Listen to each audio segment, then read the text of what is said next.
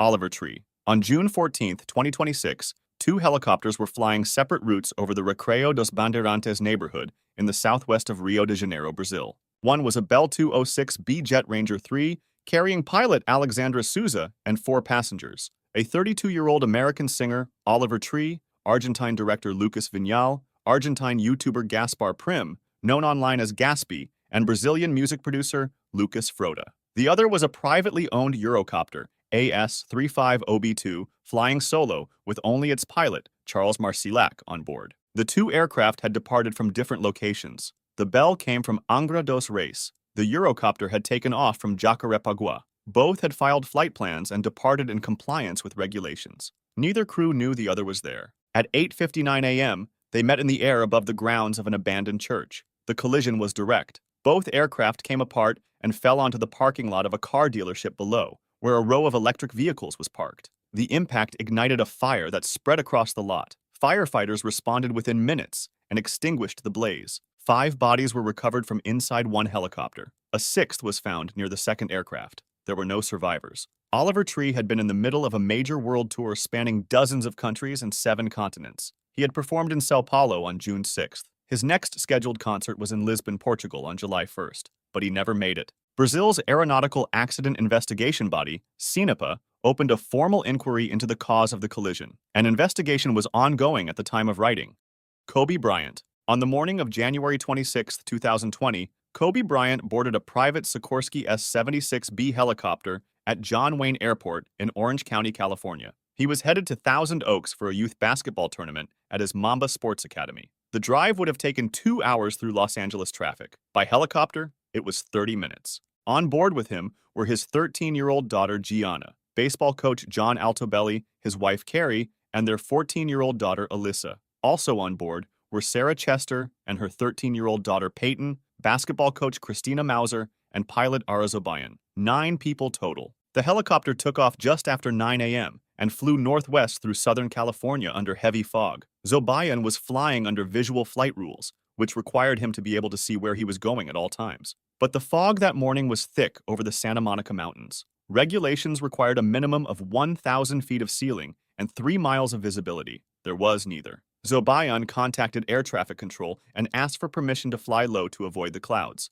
He circled over Glendale for 12 minutes waiting for clearance. At 9:44 a.m., he began the final leg of the route. He told controllers he was climbing above the cloud layer, but the instruments told a different story. The helicopter initially climbed, but moments later it was banking left and beginning to descend. Zobayan was experiencing spatial disorientation, a condition where a pilot loses the ability to tell up from down or left from right, without visual reference to the ground. He believed he was rising. Instead, he was falling. The helicopter struck a hillside in Calabasas at 9:45 a.m. at roughly 180 miles per hour. The main wreckage came to rest 127 feet from the point of first impact. The helicopter caught fire. All 9 people on board died from blunt force trauma on impact. The National Transportation Safety Board later ruled that the probable cause was Zobayan's decision to continue flying into clouds he was not certified to navigate, combined with self-induced pressure to complete the flight for his high-profile client. He had an autopilot available. He never engaged it. Extortion 17. A few minutes past 2 a.m. on August 6, 2011, at a forward operating base in Afghanistan's Logar province, 2 U.S. Army CH-47D Chinook helicopters lifted into the darkness. Their call signs were Extortion 16 and Extortion 17. They were running with no exterior lights, navigating by the faint green glow of night vision goggles. Their destination was roughly 20 miles west, in the Tangi Valley, Wardak province. The mission had started hours earlier. A platoon of 47 Army Rangers had deployed by ground to capture or kill a senior Taliban leader named Kari Tahir, who American intelligence believed was hiding in the valley. The Rangers had secured the compound and detained several fighters, but Tahir had escaped into the surrounding terrain. He was still out there. The Rangers had called for a quick reaction force to cut off his movement. Extortion 17 was the response. On board the Chinook were 30 American Special Operations personnel, 7 Afghan commandos, 1 Afghan interpreter, and a U.S. military dog. The Taliban were prepared to engage incoming aircraft. A group of fighters had positioned themselves on the upper floor of a 2-story building, 722 feet south of the designated landing zone. As Extortion 17 descended toward the valley floor in the black of night, they fired. The first rocket-propelled grenade missed. The second did not. The rocket-propelled grenade struck the helicopter's rear rotor system, causing catastrophic damage and immediate loss of control. The rear pylon was ripped from the fuselage. The helicopter fell from the sky and hit the ground at full rotor speed. All 38 people on board, and the dog, were killed instantly. It was the single deadliest day for the United States military in the entire Afghanistan war, and the worst day in the history of Navy SEAL Team 6. The Khankala Crash. On August 19, 2002, at the Russian military base of Khankala, just outside Grozny in Chechnya, an overloaded Mi-26 transport helicopter lifted off from Mozdok and began its approach toward the base. On board were 5 crew members and 142 soldiers and officers belonging to various Russian military units. The helicopter was designed to carry a maximum of 80 troops. The Second Chechen War had been grinding on for 3 years. Russian forces had suffered heavily on the ground, where Chechen fighters had proven expert at planting roadside bombs along supply routes. Soldiers increasingly refused to travel by road. The Mi-26 had become the primary way to move troops in and out of the region, and it was routinely packed well beyond its capacity. Reports later described passengers sitting on top of crates of ammunition, packed into every inch of available space. At noon, as the helicopter descended toward Khankala, Chechen separatist fighters watching from the surrounding area fired a 9K-38 Igla, a Russian-made, shoulder-fired heat-seeking surface-to-air missile. The missile struck one of the engines. The Mi-26, carrying nearly twice its rated load, went into an immediate uncontrolled descent and crash-landed inside the base perimeter, coming to rest in a minefield that formed part of the base's outer defenses. The helicopter burst into flames on impact. Fuel flooded the interior. The doors jammed and could not be opened. Only 5 crew members and 15 passengers managed to escape through a small emergency exit before the fire overwhelmed the aircraft. Soldiers who tried to flee across the surrounding ground triggered landmines. Some of the survivors who made it out of the helicopter were killed by the explosions. Of the 147 people on board, 127 died. It remains the deadliest helicopter disaster in the history of aviation. 3 Russian officers were later convicted of violating flight safety regulations by knowingly allowing the aircraft to carry more than twice its permitted number of passengers. President Ebrahim Raisi. On the morning of May 19, 2024, Iranian President Ebrahim Raisi boarded a Bell 212 helicopter in East Azerbaijan province, northwestern Iran. He had just finished a ceremony with Azerbaijani President Ilham Aliyev to inaugurate a dam on the border between the two countries. Now he was heading home. His convoy consisted of 3 helicopters flying together through the mountains. On board with Raisi were Foreign Minister Hossein Amir Abdullahian, the Governor-General of East Azerbaijan, the representative of Supreme Leader Khamenei in the province, the President's security chief, and 3 crew members. 8 people in total. The flight began normally. The weather was clear at takeoff, around 1 p.m. local time. The 3 helicopters climbed through the mountain terrain in formation. For the first 45 minutes, there was nothing unusual. Then, as the convoy approached a copper mine near the village of Uzi, a cloud mass appeared ahead. The pilot of Raisi's helicopter, flying in the middle of the formation, ordered all 3 aircraft to gain altitude to clear the cloud. The 2 other helicopters climbed above it. Raisi's helicopter went into the cloud. Within 30 seconds, it disappeared.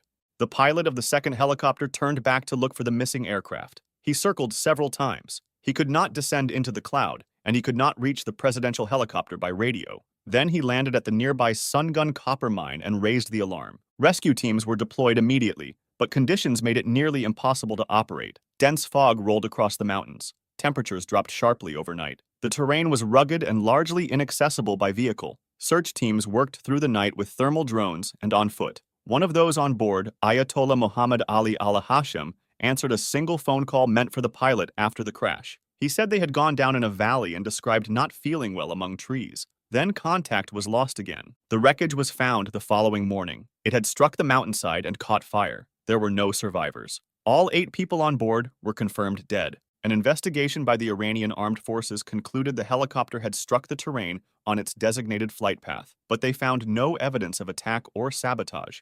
Collision in darkness. On the evening of February 4, 1997, 2 Israeli Air Force Yasser 2000 CH-53 transport helicopters were preparing to ferry soldiers into Israel's security zone in southern Lebanon.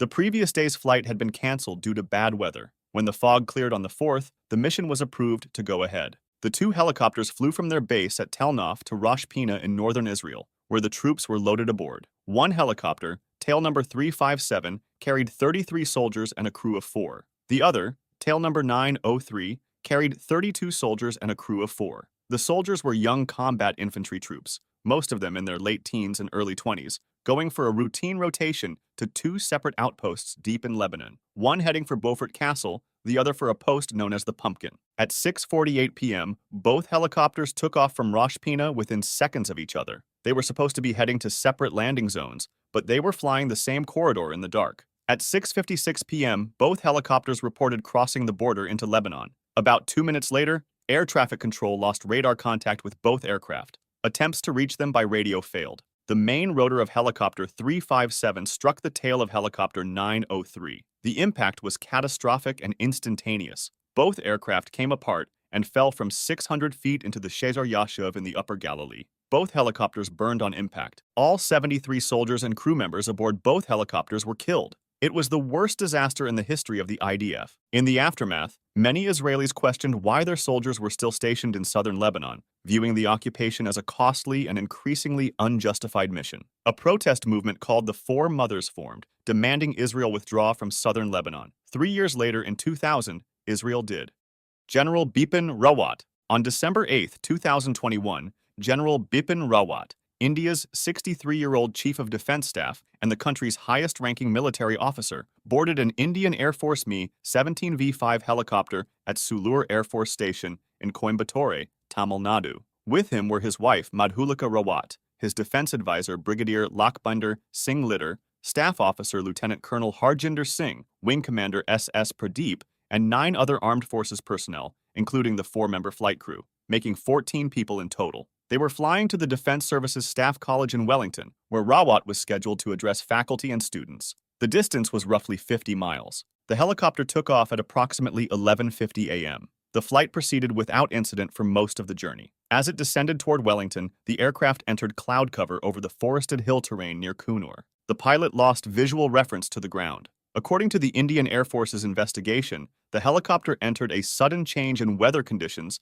that caused the pilot to become spatially disoriented. He could no longer reliably interpret what the instruments were telling him about the aircraft's attitude and position. The helicopter struck a hillside in a forested area near Kunur at approximately 12:20 p.m., just 6.2 miles from its destination. The aircraft caught fire on impact. Soldiers and local residents who reached the site found the wreckage burning in dense jungle. Emergency teams had to carry bodies up steep slopes by hand. 13 of the 14 people on board were confirmed dead. The sole survivor, Group Captain Varan Singh, was pulled from the wreckage alive and taken to a military hospital in Wellington. He suffered severe burns. After a week of treatment, he died of his injuries. The Indian Air Force ruled out mechanical failure, sabotage, and negligence. The cause was determined to be pilot spatial disorientation in adverse weather. A parliamentary defense committee confirmed the finding 3 years later. Rawat was posthumously awarded India's second-highest civilian honor, the Padma Vibhushan. The kindergarten crash. On the morning of January 18, 2023, a Eurocopter EC-225LP Super Puma lifted off in Ukraine, carrying the top leadership of the country's Ministry of Internal Affairs. On board were Interior Minister Denis Monastyrsky, his deputy Yevhen Yanin, State Secretary Yuri Lubkovich, 4 ministry staff, and 3 crew members, 10 people in total. They were flying to visit frontline regions in Kharkiv and Dnipropetrovsk. Ukraine was in the middle of its war with Russia. 3 days earlier, a Russian missile had struck a residential building in the city of Dnipro, killing 45 people. The Interior Ministry leadership was en route to oversee the national response. The helicopter took off in fog. The crew had filed no meteorological data for the route. The aircraft was an emergency response helicopter, not cleared for the kind of flight it was being used for that morning. It flew northeast toward the Kyiv suburb of Brovary, about 12.4 miles from the capital. Around 8 a.m., children and staff were already inside, going about their morning routine. At approximately 8:50 a.m., witnesses in Brovary saw the helicopter descending rapidly. One local resident later said it fell so fast he thought it was a missile. The Super Puma came down directly onto the grounds of a kindergarten in the residential district. The helicopter hit the side of the school building and exploded. Debris was hurled into a nearby apartment block. Fire broke out across the crash site. All 10 people on board were killed instantly. On the ground, 4 more people died, including a child. 25 others were injured. 11 of them were children. Ukraine's President Volodymyr Zelensky ordered a full investigation. Prosecutors later charged 5 officials from the State Emergency Service with violating helicopter flight safety rules. The crew had taken off without weather data and without clearance for passenger transport flights. The investigation concluded no enemy action was involved. Monastyrsky was the most senior Ukrainian official to die in the war with Russia.